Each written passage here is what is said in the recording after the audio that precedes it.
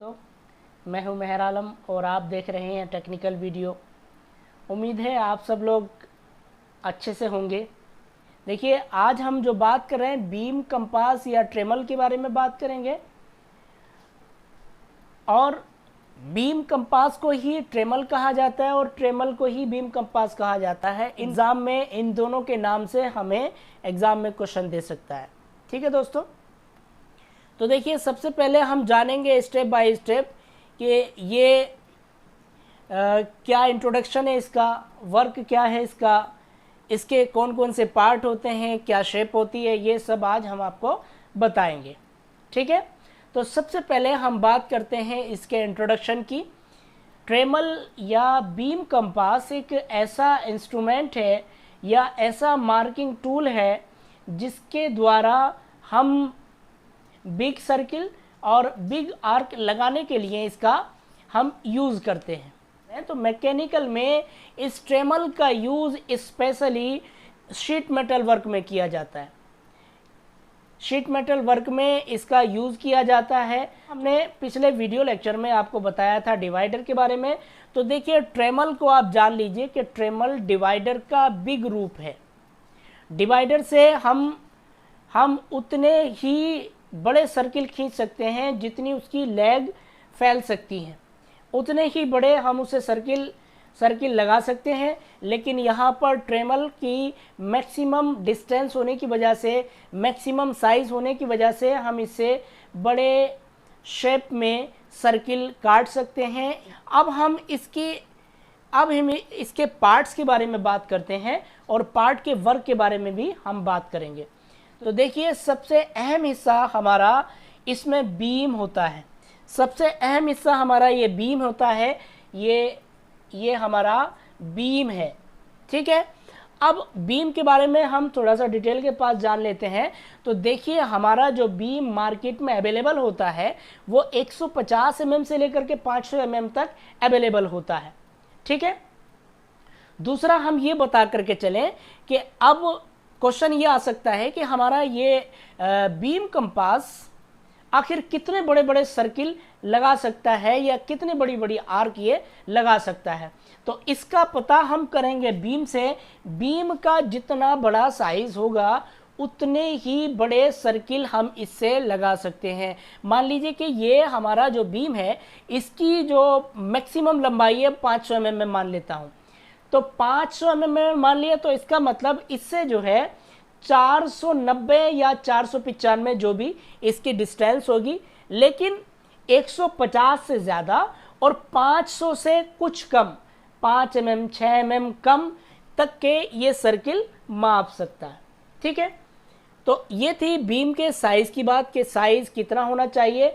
अब मैं बीम के शेप की बात करता हूँ कि आखिर बीम का शेप कैसा होता है। तो कि देखिए, बीम के शेप कई तरह की होती है। ये राउंड भी हो सकता है, एग्ज़ाम में आ सकता है आपको। ये बीम किस तरह का होता है? हमारा जो ये बीम होता है वो राउंड भी होता है, फ्लैट भी होता है। बीम के बारे में हमने कंप्लीट आपको बता दिया है। अब रही बात बीम के मटेरियल की, ये भी हम जान लेते हैं। तो बीम का जो मटेरियल होता है वो टूल स्टील का होता है कि हमारा जो ये ट्रेमल है टूल स्टील का ही होना चाहिए। साथ में इसके जो स्क्राइबर होते हैं, स्क्राइबर भी हमारे टूल स्टील के होने चाहिए या हाई कार्बन स्टील के होने चाहिए। अब मैं बात करता हूं इसके हेड के बारे में। ये दो हेड आपको दिख रहे होंगे, यहाँ पॉइंट से लेकर के और यहाँ फिंगर ग्रिप तक। ये एक हेड हुआ, ये दो हेड हुए, यानी कि हमारे ट्रेमल या बीम कंपास में दो हेड होते हैं। ठीक है, अब इन दोनों हेडों में सेम टू सेम पार्ट्स जो ए हेड में होते हैं वही पार्ट बी हेड में भी होते हैं। चलिए हम डिनोट कर देते हैं यहाँ पर। इसको हम मान लेते हैं ए पार्ट, इसको मान लेते हैं हम बी पार्ट। तो जो ए पार्ट में हमारे पार्ट्स होते हैं वही बी पार्ट में होते हैं, सेम टू सेम। हाँ, अलग से ये किसी एक हेड में अलग से स्पेशली ये कंपोनेंट जोड़ दिए जाते हैं, इसके बारे में हम बताएंगे आखिर ये क्यों जोड़ा जाता है। ठीक है, अब यहाँ पर हम बात करते हैं, देखिए एक हेड के बारे में बात कर लेते हैं ताकि दूसरे हेड के बारे में हमें ऑटोमेटिक पता चल जाएगा। हम इसके हेड के टॉप से चलते हैं।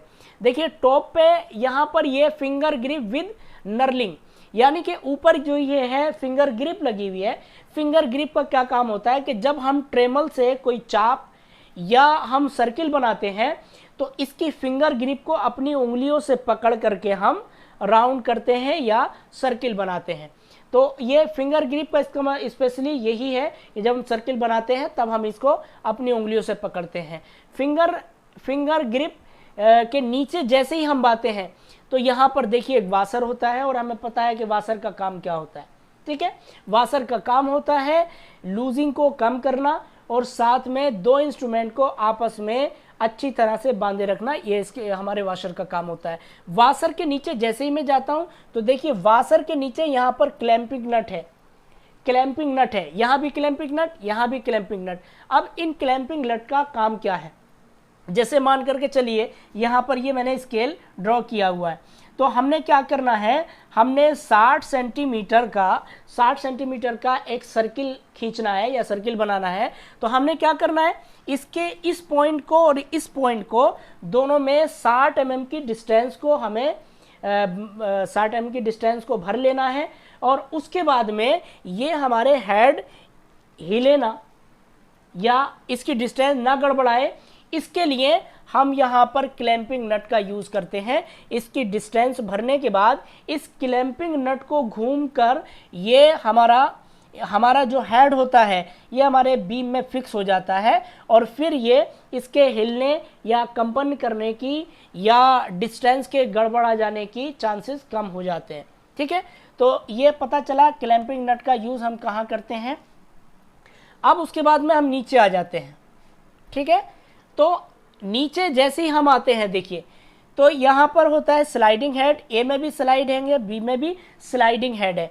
अब यहाँ पर देखिए ये स्लाइडिंग हेड का काम क्या है, तो देखिए स्लाइडिंग हेड का मेन काम ये है कि वो हमारे बीम कंपास, जो हमारा जो बीम कंपास है उस बीम कंपास के बीम में देखिए आपको दिख भी रहा होगा कि इस हेड के अंदर यहाँ पर होल होता है।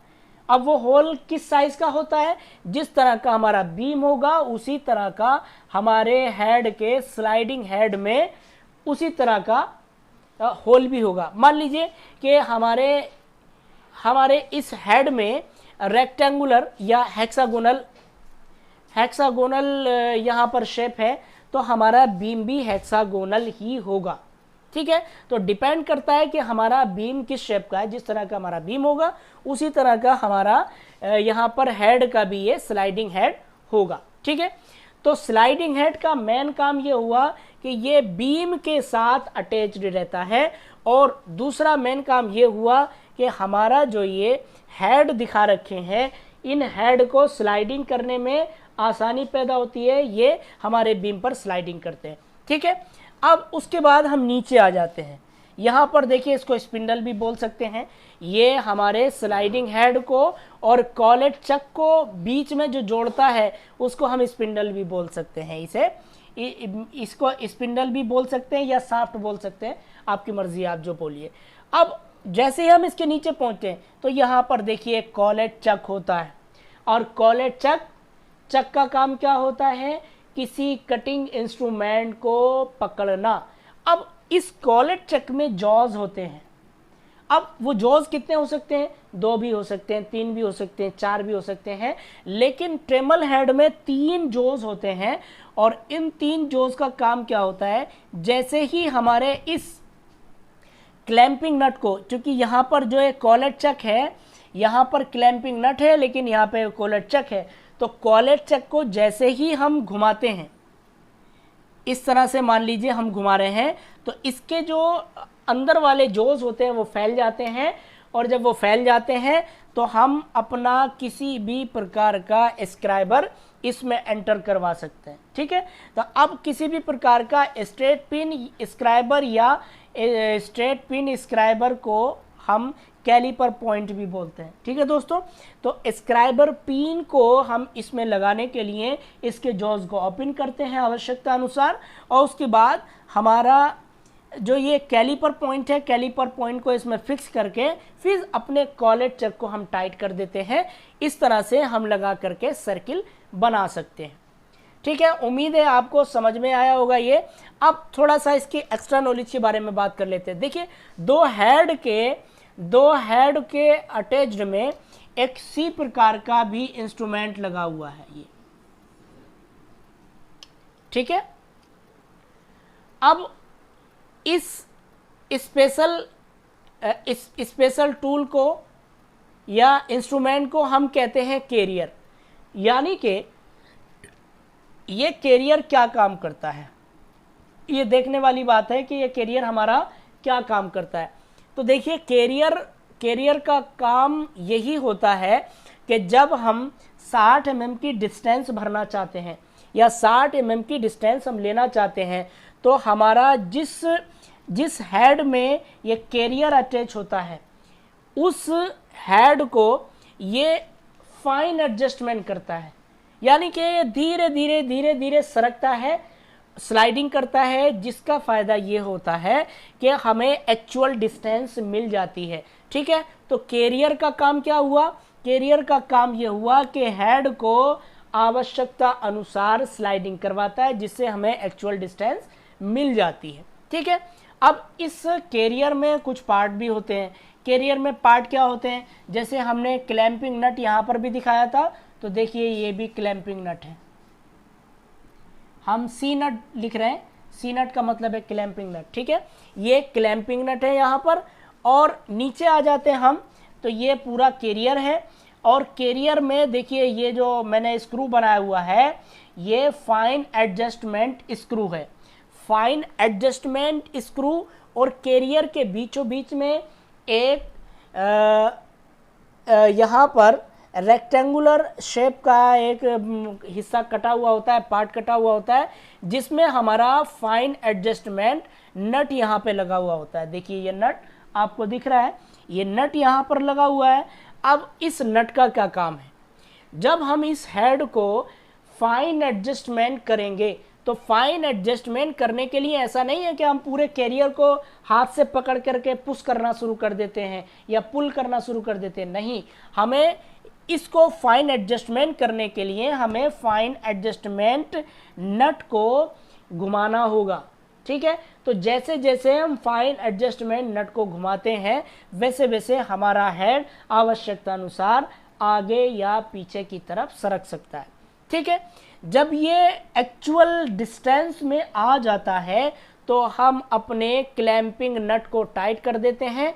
और क्लैंपिंग नट को टाइट करने के बाद ये हेड अपना एक जगह फिक्स हो जाता है, ये भी एक जगह फिक्स हो जाता है। फिर हम कोई भी आर्क या सर्किल बना सकते हैं। ठीक है, ये टोटल नॉलेज हमने आपको दे दी है। अब कुछ एक्स्ट्रा हम बताते हैं कि ये जो पॉइंट आपको दिख रहे हैं, स्ट्रेट पिन, स्क्राइबर या कैलिपर पॉइंट, तो देखिए स्ट्रेट पिन, स्क्राइबर या कैलिपर पॉइंट जो है, इनके कुछ टाइप्स होते हैं। 2 से 3 हो सकते हैं, 4 भी हो सकते हैं, 5 भी हो सकते हैं, 6 भी हो सकते हैं, लेकिन डिफरेंट टाइप इसके होते हैं। तो सबसे पहले आइए हम जान लेते हैं कि स्ट्रेट पिन के या कैलिपर पॉइंट के कौन कौन से टाइप हो सकते हैं। तो देखिए, हमारा कैलिपर पॉइंट स्ट्रेट भी हो सकता है। देखिए ये पिन डिवाइडर की तरह है, ये पिन स्ट्रेट भी हो सकती है। ठीक है, दूसरा, ये जो हमारी पिन है, ये या तो दोनों ही टेपर हो सकती हैं, बैंड हो सकती हैं, या फिर इनमें से कोई एक बैंड हो सकती है। अब अगर क्वेश्चन ये बनता है कि दोनों बैंड होगी तो क्या करेंगे?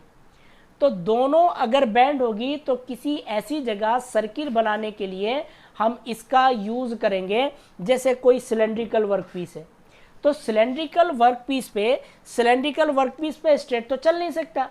तो मान लीजिए कि ये है वर्कपीस है और इसमें एक सर्किल हमें बनाना है। तो सर्किल हमें बनाने के लिए हमें बैंड दोनों चाहिए, ताकि हम ऐसे पकड़ें और इसको घुमा दें इस तरह से। तो ये सिलेंड्रिकल वर्क पीस पे आर्क लगाने के काम आता है। ठीक है, दूसरा इस बैंड का काम ये होता है कि कभी कभी क्या होता है, हमारी सीट पर स्लॉट बना हुआ होता है, तो ये बैंड वाली उस स्लॉट में फंसा करके और दूसरी वाली से हम सर्किल बना सकते हैं। ठीक है, नेक्स्ट हमारे पास है बॉल लेग। तो पहली लेग कौन सी होगी हमारे पास, कैलिपर पॉइंट पहला कौन सा हो गया, पहला पॉइंट हमारा हो गया स्ट्रेट, दूसरा हो गया बैंड, तीसरा हो गया बॉल लेग। अब ये बॉल लेग पॉइंट या बॉल लेग कैलिपर का क्या काम है, देखिए बॉल लेग का काम भी यही है कि ये इसको सर्किल बनाने में सहायता प्रदान करता है। लेकिन ये आखिर बॉल क्यों बनाई गई है, तो देखिए इस बॉल जैसे कैलिपर का यूज स्पेशली उन जगहों पर किया जाता है जहां पर सेंटर में पहले से होल होता है, पहले से बोर होता है या होल होता है। मान लीजिए हम आपको एक एग्जांपल दिखा देते हैं कि ये हमारे पास होल है। ठीक है, अब इस होल के चारों तरफ मैं एक सर्किल लगाना चाहता हूं, तो अब सर्किल लगाने के लिए मुझे क्या करना होगा, इसके एग्जैक्ट चारों तरफ मुझे लगाना है। ठीक है, तो अब मुझे क्या करना होगा, या तो मैं इसके बीच में कोई लकड़ी वगैरह का टुकड़ा इसमें फंसा दूं और उसके बीच में इसका सेंटर निकाल लूं, एक तो ये ऑप्शन है। दूसरा ऑप्शन ये होता है कि हमारी जो ये बॉल लेग होती है, ये बॉल लेग इस साइज की देखकर, मान लीजिए इसका जो भी साइज है उस साइज की बॉल देख करके ये बॉल इसके अंदर फंसा दी जाती है इस तरह से। ठीक है, और इस बॉल में ये हमारा स्क्राइबर फंसा हुआ होता है, या हम कह सकते हैं कैलिपर पॉइंट फंसा हुआ होता है। उसके बाद में यहाँ फंस गया, अब आराम से हमें सर्किल बनाने या चाप लगाने में कोई प्रॉब्लम नहीं होगी। तो ये बॉल का यूज हमारा वहां पर होता है। अब नेक्स्ट हमारे पास जाते हैं कटिंग लेग। देखिए कटिंग लेग भी बहुत ही इंपॉर्टेंट है। कभी कभी क्या होता है कि सिर्फ हमें अपनी सीट पर या किसी मेटल पर हमें सर्किल ही नहीं लगाना होता है, बल्कि उस सर्किल को काट करके निकालना भी होता है। अब ऐसी कंडीशन में सर्किल को काट करके भी निकालना है, तब हम क्या करेंगे, तब हमने क्या करना होता है, स्पेशली एक कटर लेग आती है, उस कटर लेग को हमारे हेड के किसी भी पॉइंट में उस कटर लेग को ज्वाइन कर देंगे और धीरे धीरे चला करके उससे हम वो सर्किल काट करके निकाल सकते हैं। लेकिन एक बात याद रखिएगा कि ये जो हमारा कटिंग लेग होता है ये बहुत ही शार्प होता है, इसको सिर्फ आप प्रेस करिए और ये काटना स्टार्ट कर देता है, पहले निशान लगाता है उसके बाद फिर काटता है। ठीक है, ये लेग हमारे पास इस तरह की हो सकती हैं या कैलिपर पॉइंट इन तरहों के, इन टाइप्स के हो सकते हैं। अब एक यहाँ पर देखिए हमने पेंसिल बनाई हुई है, ये भी पेंसिल हमने बनाई हुई है। तो स्क्राइबर की या बीम कंपास की ये खासियत होती है कि हम इसको ड्राफ्ट वर्क में भी हम इसका यूज कर सकते हैं। या अब इसका हम ड्राफ्ट में यूज कैसे करेंगे, तो देखिए ये जो पेंसिल आपको दिखा रखी है, ये पेंसिल में क्लैंप है, यहाँ पर क्लैंप, उस क्लैंप को हम या तो इसके कॉलेट चक में बांध लेते हैं या फिर इसके किसी भी हिस्से में बांध करके हम पेंसिल से इसका यूज कर सकते हैं। या फिर अगर पेंसिल को आप डायरेक्ट बांधना चाहते हैं तो फिर आप जो है कॉलेट चक के जो उसको खोल करके पेंसिल को फंसा करके आप सर्किल लगा सकते हैं, चाप बना सकते हैं। ठीक है, ये था हमारा कंपास। अब थोड़ा सा इधर आ जाते हैं। देखिए अब बात आती है कि इसका सर्किल हम कितना, मैक्सिमम सर्किल कितना लगा सकते हैं। तो यहाँ पर देखिए सर्किल हम 1800 mm तक के सर्किल इससे लगा सकते हैं या खींच सकते हैं, लेकिन शर्त ये है कि 1800 mm तक के सर्किल हम उसी वक्त खींच सकते हैं जब हमारे बीम का साइज भी उतना हो। अगर हमारे बीम का साइज इतना नहीं है तो फिर हम 1800 mm तक के नहीं खींच सकते। ठीक है, ये बात ध्यान रखिएगा। तो आज हमने इस बीम कंपास के बारे में आपको टोटल इंफॉर्मेशन आपको दी है। नेक्स्ट वीडियो लेक्चर में हम बताएंगे इसके टाइप्स के बारे में, और उन टाइप्स के बारे में भी बताएंगे। साथ ही साथ में हम ये भी बताएंगे कि जिन टाइपों में ये होते हैं उनका यूज़ कहाँ कहाँ किया जाता है। ओके दोस्तों, उम्मीद है आपको ये वीडियो हमारा पसंद आएगा। ठीक है, वीडियो को कंप्लीट देखने के लिए थैंक यू। अगर वीडियो हमारा पसंद आता है तो लाइक, कमेंट और शेयर कर सकते हैं, और अगर कोई बात हमारी समझ में नहीं आती है तो आप हमें कमेंट बॉक्स में कमेंट करके भी बता सकते हैं। ओके।